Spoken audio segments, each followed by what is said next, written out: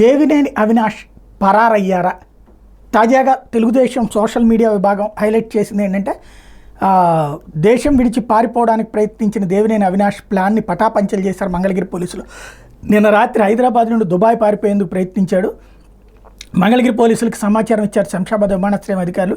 అవినాష్ మీద కేసులు ఉన్నందున ప్రయాణానికి అనుమతి ఇవ్వద్దని పోలీసులు అడిగారు. శంషాబాద్ విమానాశ్రయం నుంచి వెనక్కి వెళ్ళిపోయాడు దేవినేని అవినాష్. తెలుగుదేశం పార్టీ కార్యాలయంపై దాడి కేసులో దేవినేని అవినాష్ మీద ఎఫ్ఐఆర్. దాడిలో పాల్గొన్న వాళ్ళ మీద పోలీసులు ముందస్తు చర్యలుగా లుకౌట్ నోటీసులు జారీ చేయడంతో ఈ సంఘటన చోటు చేసుకుంది అన్నట్టు. వెంటనే దానికి తాజాగా దేవినేని అవినాష్ స్టేట్మెంట్ ఇచ్చారు. అట్లా పారిపోయే రకాన్ని కాదు నేను అంటూ, అలాంటి అలవాటు లేదు, నేను ఇక్కడే ఉన్నాను అంటూ వివరించారు. ఒకసారి ఆయన ఏం మాట్లాడారు విందాం. అందరికీ నమస్కారం. ఈరోజు ఉదయం నుంచి గారా కొన్ని మీడియా ఛానల్స్లో, అదేవిధంగా పని పాట లేని తెలుగుదేశం పార్టీ సోషల్ మీడియాలో నేనేదో పారిపోవటానికి ప్రయత్నించానని చెప్పని అసత్య ప్రచారాలు ఈరోజు ఉదయం నుంచి గారా ప్రచారం చేస్తాం జరుగుతుంది. ఈరోజు పారిపోవాల్సిన అవసరం కానివ్వండి, పారిపోవాల్సిన కర్మ కానివ్వండి నాకేమీ లేదు, అలాంటి అవసరం కూడా నాకు లేదని చెప్పి ఈరోజు ఈ యొక్క మీడియా ద్వారా మీ అందరికీ చెప్పదలుచుకున్నాను. దాదాపుగా 2 నెలల నుంచి గారా విజయవాడలో మా కార్యాలయంలో కానివ్వండి, మా వైఎస్ఆర్ కాంగ్రెస్ పార్టీ ఆఫీస్ కార్యాలయంలో కానివ్వండి,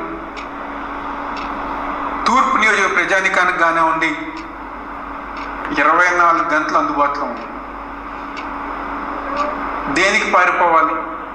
నిజంగా కోర్టు వారు కనుక మేము తప్పు చేశానని చెప్పని భావిస్తే కోర్టు వారు ఏ నిర్ణయం తీసుకున్నా, లేకపోతే ఏ శిక్ష విధించినా దాన్ని దమ్ముగా స్వీకరించి దాన్ని ఇచ్చేస్తాం.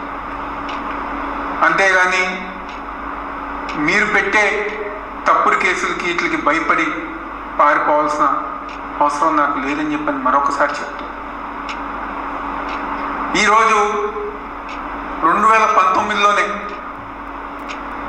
ఈ రాష్ట్ర ప్రజానికానికి తెలుసు, మరీ ముఖ్యంగా ఆ రోజున్న తెలుగుదేశం పార్టీ సోషల్ మీడియా గారు తెలుసు.